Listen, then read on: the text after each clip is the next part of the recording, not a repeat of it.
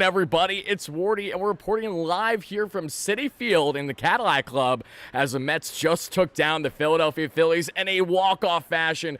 4-3. That was the correct score, right? 4-3 was the final. Double checking with my guy Clinton next to me here, everybody. How we doing, folks? What a ball game to break down. Talking about our first official postgame at Citi Field. I don't think it can get any better or bigger than this. Are you kidding me? Are you kidding me? What a ball game. Edwin Diaz is down with injury. I'm stressed about it like each and every one of you. Max Cran comes in, and the boys get the job done. For a second, guys, we got so much to get into as we're going to break down this ball game again live here from Citi Field, and I am not bluffing. In case you guys call my bluff, take a look at this, you schmucks. Look around. Look at that. That's the field. The walk-off literally just happened. We are all buzzing. What a great crowd today at Citi Field as well. For a Wednesday day game, people were showing out big time, everybody. I am so excited to get into this one. Spam the W's in the chat, as we always do, everybody. We're going to break down this ball game inning by inning, and we'll go on from there, folks. Thank you guys kindly for the donations. We got my guy Kevin Kane with a $5 holla. Officially the best team in baseball right now. 7 in a row. Padres lost today. Love to see it. Yoshima with the $2 holla. Thank you so much for that. This team is special. Gritty win after a gritty win. You said it best, baby. And I am so grateful to be here because, folks, for context, I was here 2 weeks ago for far and away the worst game the Mets have played so far this season. The boys got cooked 5-0. They didn't get their first hit until the 6th or 7th inning. I was absolutely distraught. We weren't able to do the post game either, so it was just not a fun day when we look at the Mets production. But thankfully, fast forward a couple weeks later, we're back at the ballpark, and Wardy has his first official dub in a dramatic fashion, all thanks to the walk-off heroics that we saw there in the 10th inning. 1200, thank you so much for the dono. 1200 in the chat says right away, damn, they got beat by a polar bear plunge. You hate to see it. For the opposing teams, and the Philadelphia Phillies are going to head back home now, having to, where are they, 2-8 in their last 10 games for pond scum. They are trash. The Mets are now 7 straight dubs. They're 12-1 at home. We're 18-7 on this season. Juan Soto doesn't even have an 800 OPS. He's got 1 home run. There are so many things that have yet to even happen this season, everybody, and the boys are already off to an 11-game above 500 start. Like, are you kidding me right now? Wait, can I do the math? 11, right? 18-7? There we go. Mine's always buzzing and running when I'm doing this thing, so I have no clue. Thank you. Guys, spam the W's in the chat as you always do. We're going to break down this ball game. I'm going to share my raw initial reactions here live from Citi Field as we're currently talking in this very moment. But before I do it, everybody, we got to let it rip with the one, the only, the official, and the man I was hanging out with at today's game are the co-creator of the jingle himself and Jordan Simpson, everybody. Let's let it rip with the one, the only, the official WardyNYM post-game jingle, baby. Let's go.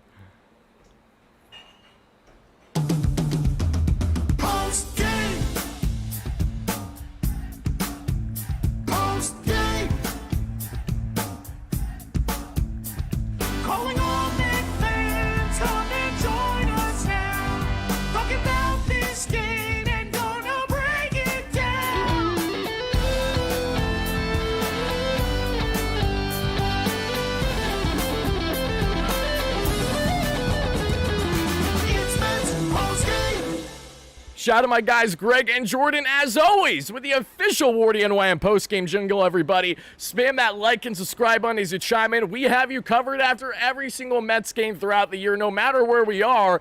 Even when we're in attendance, we're making the party happen, everybody. Let me check my laptop battery and make sure it doesn't die on me. It says I have 26 minutes left. Oh, we're going to be running this puppy tight, but we're going to get it done. I'm going to get this done for each and every one of you. So, folks, what is the initial reaction from today's victory? That's what I want to hear, because we had Zach Wheeler on the bump against David Pearson, and who would have thought that of all players in this Mets lineup today that could have taken not David Pearson, Zach Wheeler deep, it is Brett effing Beatty?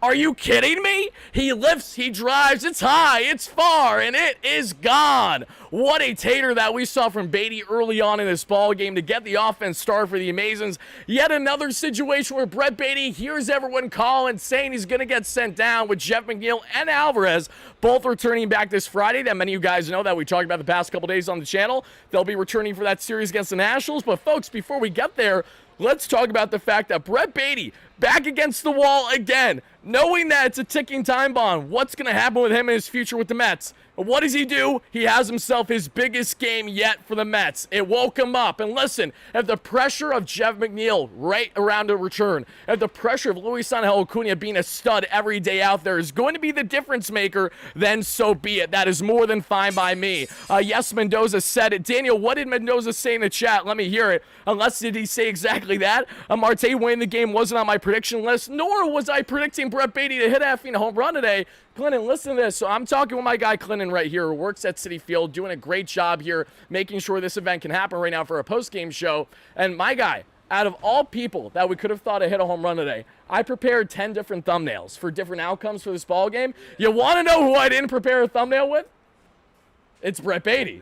Brett Beatty ain't hitting for if you don't know the context of Brett Beatty, this guy's not hit at all so far this year. Like, really, really bad. And it's like a make or break year for him in the organization now, because if he doesn't hit this year and he gets sent back down, the Mets are probably going to dump him in the offseason, not the trade deadline, because there just isn't room for him on the roster. But knowing Beatty, who's a second baseman, a third baseman, but mainly second now because Vientos has the hot corner figured out, knowing that Jeff McNeil, who's going to be returning back from injury this Friday, and he predominantly plays second base, Beatty felt the pressure. He felt the breath down his neck, like, oh no, this might be it for me. It was really interesting to actually be in the ballpark when there's pretty much no one in here now but workers, when there was what felt like at least 35,000 strong no longer than 10 minutes ago. It's crazy, but I'm really happy to be here, and I'm even more happy to break down this ball game for each and every one of you. So thank you guys kindly for coming in. Smash a like and subscribe button. Yes, the boys are legit indeed. We got Stoney, we got Steve, we got White Mike, we got Dino Caps, we got all my great members in here, and I apologize everybody as well. The audio isn't as crisp and the visuals aren't as crisp as they usually are, but again, what you got to do is set up in the Cadillac Club. Of course, I want to actually show you guys the in-game experience. Again, look guys, take a walk with your guy Wardy.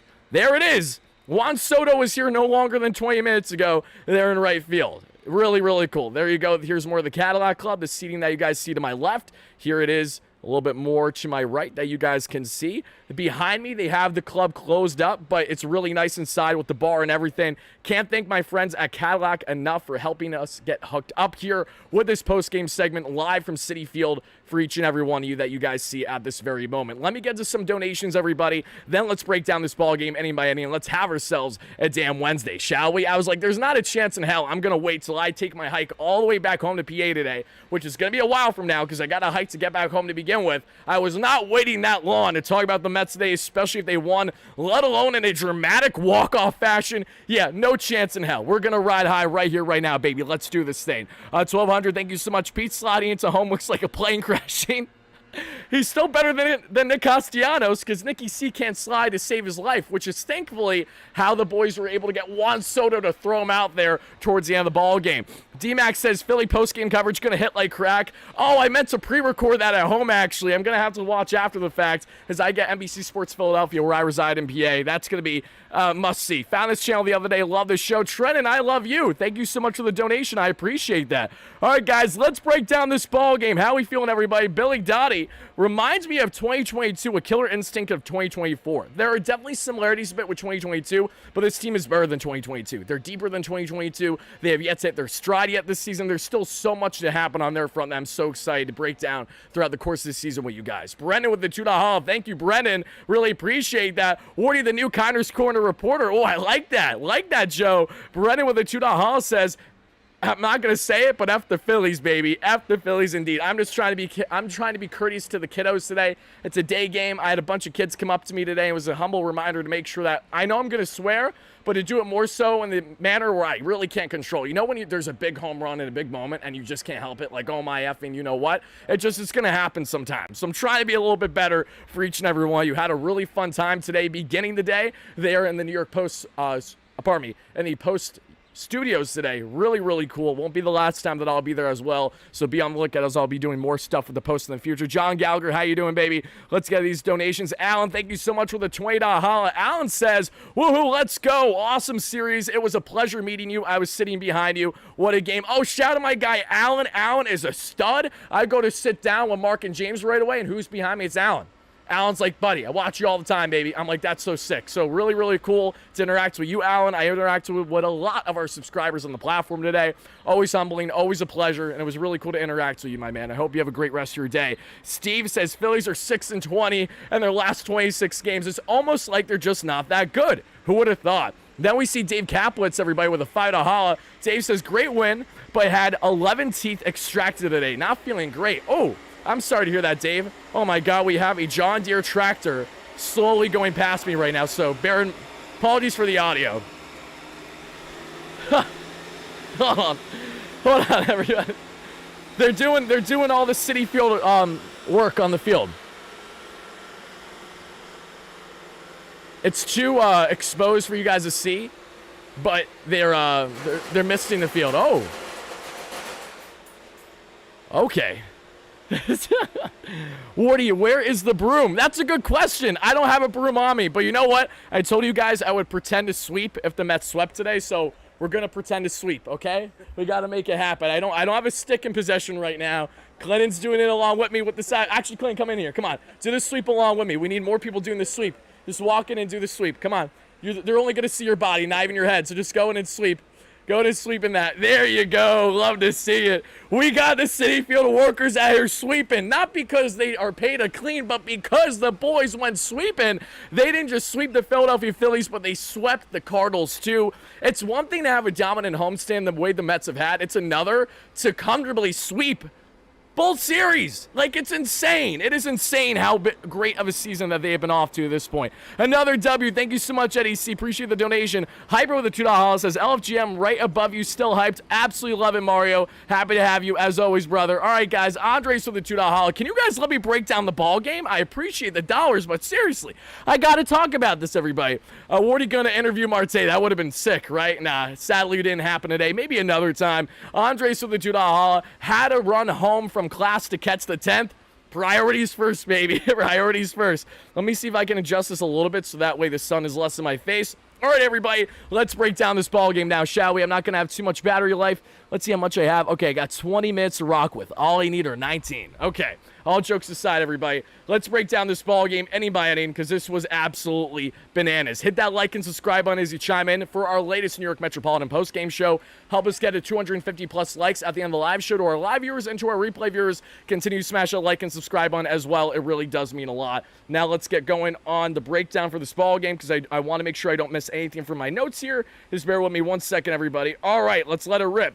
Folks, David Peterson towing the rubber against Zach Wheeler. How did this ball game fare? How did it go, baby? Let's get into it and do exactly that. We would see in the first inning, Trey Turner would ground out right away. Bryce Harper would get on with a one-out base knock. Schwarber then with a line out, and Nicky C would ground out there. And what was a nice play by Francisco Lindor, to say the least. And that does it there for the top of the first. In the bottom of the first, we would see the Mets try to get something going because after one out and Lindor not getting a leadoff hit for a change, not complaining, just surprised that kind of happened, honestly. Ooh, there's a nice breeze and mist coming our way from the field right now. That is amazing. We need more of that. I didn't realize I was coming to Citi Field today and was also coming to a water park. Yet here we are.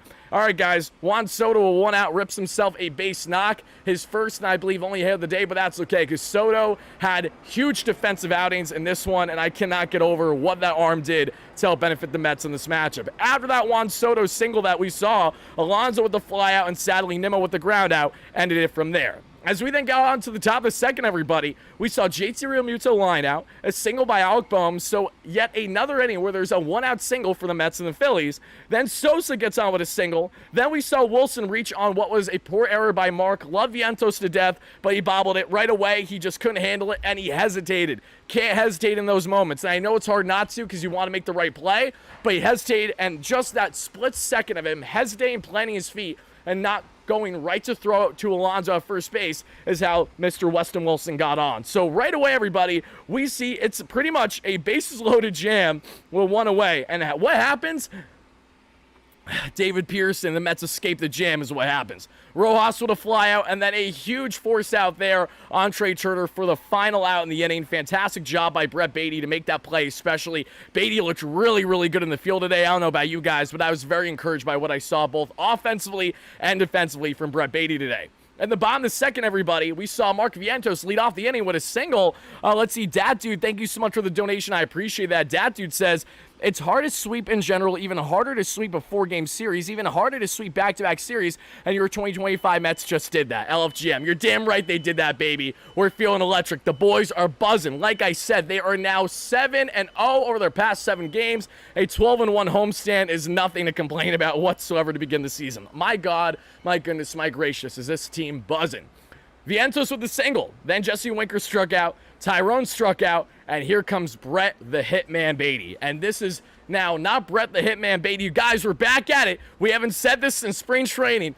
Brett Bonds Beatty rips one high and far and deep to right, over 420 feet. Ridiculous exit velo. Brett Beatty barreled the shit out of Zach Wheeler and gave the Mets an early 2-0 lead that we saw. Sanger would strike out shortly after, but the star of the day here on the offensive end is Mr. Brett Beatty. What a game for him. In the top of the third, we would see Harper ground out. Schwarber strikes out, and then Castellanos would be called out on strikes for a nice 1-2-3 inning of work there for David Pearson. In the bottom of the third, we saw Francisco Lindor with a walk. Then we saw Soto with a pop out, Alonso with a pop out, and Nimmo with a pop out. 1-2-3 did it from there. In the fourth, JT Realmuto with a line out. Then we saw Alec Boehm get on with his second one-out hit today that we saw. Then Sosa grounded into a fielder's choice of force out.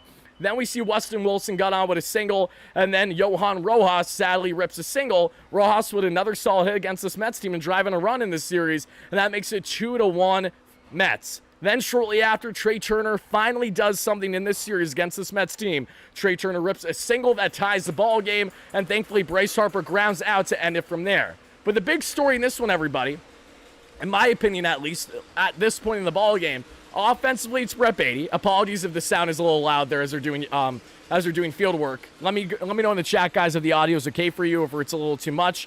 Again, just be honest with me. No worries one way or the other. But after we saw Brett Beatty hit that home run, the other key standout was what David Pearson wasn't doing right in this matchup. And the big concern that I had with Pearson was that he was leaving a decent amount over the heart of the plate. I didn't love the umpire at all today either, and I'm sure blue is a lot worse than the eye test I saw there in the third base area by Mark Vientos when I was sitting with Mark and James for the majority of the game. But still, Peterson got rocked a bit that we saw there in that inning. Tying the ball game back up is 2-2. Thank you guys for the updates on the audio. I appreciate that plenty. In the bottom of the fourth, the Mets would get themselves another one-out hit. This time, a Jesse Winky double, his fourth of the year, but then we would see Tyrone Taylor and Brett Beatty strike out back-to-back to conclude it from there. In the top of the fifth, it's Kyle Schwarber with a walk, it's Castellanos with a line-out, it's JT Realmuto doing what he does best, and that is grounding into double plays. Buddy is washed. I'm calling it now. Bottom of the fifth, Hayden Sanger there with a strikeout. Lindor with a one-out hit. You see the trend? I don't think I remember the last time there was a Mets game where both the Mets and the opposition had what felt like a one-out hit or double every time, every inning for the most part. They had a lot of one-out hits in this one. And after Lindor got on with the single that he saw, he poked opposite field, we then saw Juan Soto, and actually I shouldn't say opposite field, I apologize, because Wheeler was in, he pulled that baseball in Lindor. Well, then we saw Juan Soto get on with a walk, guys. So just like that, there's 2 on, 1 away for the Polar Bear. And Pete Alonso flies out, and Brandon Nimmo grounds out. So the Mets strand a couple on with less than 2 there in the fifth, which then gets us to the sixth inning, everybody, because in the sixth inning, we would see Alec Boehm line out, and Mundo Sosa with a single, and then we saw the pitching change. Huascar Brosman comes in. David Pearson's day is done after falling short of getting more than 5.1 innings, and as Brazo comes in, he then gets a flyout on Kepler and a flyout on Johan Rojas for a clean end of the inning. And the sixth, we would see, pardon me, everybody, the Mets go down swinging big time. Yeah, Zach Wheeler was in his effing groove in the sixth. He struck out this side, looking as nasty as ever. Striking out Mark, striking out Jesse, and striking out Tyrone Taylor. Which then leads us to the seventh inning, everybody. We're in the seventh. Trey Turner grounds out. Danny Young comes in, and he strikes out Harper and Schwarber back-to-back. I have no effing clue what Buddy decided to eat and drink for breakfast today, but what I will tell you is that Danny Young came to play. And as someone who has been as heavy of an advocate against Danny Young as a Mets fan, I am here to swallow my pride, eat my words, and apologize to Danny personally for thinking that he couldn't handle a big spot against some key batters, especially in the case of the lefties. For him to go in that lefty-lefty matchup and dominate the way that he did was beyond impressive. And as someone who likes Genesis Cabrera, who's chilling in AAA, as someone who likes Anthony Gose, even though he got rocked this past day or so, and Syracuse not too great, I like the southpaw options the Mets have on the farm, even going all the way down to high A. I like a lot of their options. But having said that, Danny Young is clearly the guy right now that's going to be in this bullpen for the foreseeable future, either until Danilo Nunez is officially called up or someone else. And Danny Young had those things hanging today. If you know, you know. What a bulldog outing that we got from Danny in this one, everybody. Seriously, just huge outing from him. Not something I expected at all. Let's see. No car drive home review. No, Scott, we're live from Citi Field. We are live from the Cadillac Club right now. No need to be doing it from the car anymore. Thankfully, I think more often than not, when we're at Citi Field this year, we're going to be doing the post games live from the actual stadium, thanks to my awesome friends at Cadillac and others across the stadium too. They're all amazing. Yoshima of the $2 Hala states the following: Soto's return to DC this weekend. It might be time. I think it is time. And I think there's no better time for Juan Soto to hit his next home run this season than for it to be on the road against the Nationals in a ballpark that he knows all too well. Guarantee, guys, I'm putting money on it now. And if you guys want to do it with me, go ahead. If you don't, that's fine, because I've been wrong a lot about Soto this year in my predictions. I'm predicting it now. In a 4-game set against the Washington Nationals, Juan Soto is going to have his best, far and away his best series yet with the Mets. I think he's going to go out and finally show out against his former club, and that is the best way possible to do it, right? We saw him dominate against the Astros, hitting that liner of a shot there in Game 2 of the season, a ballpark that he knows very well as a Washington National against those Astros in the World Series going back to 2019. Fast forward to present day, when it comes to the Nationals ballpark and Juan Soto, he knows how to rake there. So I like that prediction quite a bit. Yoshima, thank you so much for the donation. I appreciate that a lot. Wardy, who do you send down, Beatty or you do not send down Acuna? The big question is, do you send down Beatty or Jose Ascar? That's what you do, because Acuna's going nowhere. He's staying here. He's in for the long haul. He deserves to be here. If Acuna gets sent down, I'm done streaming. That's how serious I am. Acuna is not going anywhere, guys. I promise you. Beatty, that's a different discussion, because I would say if Beatty had an 0 for day today, he's probably the likely send down, and Jose Ascar stays. Ascar had a 2-hit game yesterday, but Beatty one-upped him today. Looked great at second defensively and hit a nuke to right off of frickin' Zach Wheeler. That deserves something to acknowledge, and I think Beatty has played himself into being on this team for at least another week, if not longer. We'll find out officially what the corresponding moves are by Friday, but that has been my expectation and assumption for a bit now. I think Beatty stays on the roster as a true utility option, playing second and third base in various games, starting and then coming in later on the ball game. Acuna stays getting reps at second base and center field. McNeil is going to get reps at center field sometimes and in left and at second base. Nimmo will get some reps at center field and in left, obviously, too. So that's what the Mets are going to do with their configuration. I do think Jose Ascar is on the outside looking in, but we'll see on that front more so shortly once we get the updates. But as we continue on, everybody, breaking down more about this ball game, let's do exactly that. Bear with me 1 second, folks. Make sure I fit the frame for you guys, because the sun is continuing to get more and more in the face on certain angles, so I'm trying to make sure I look at least decent for you today.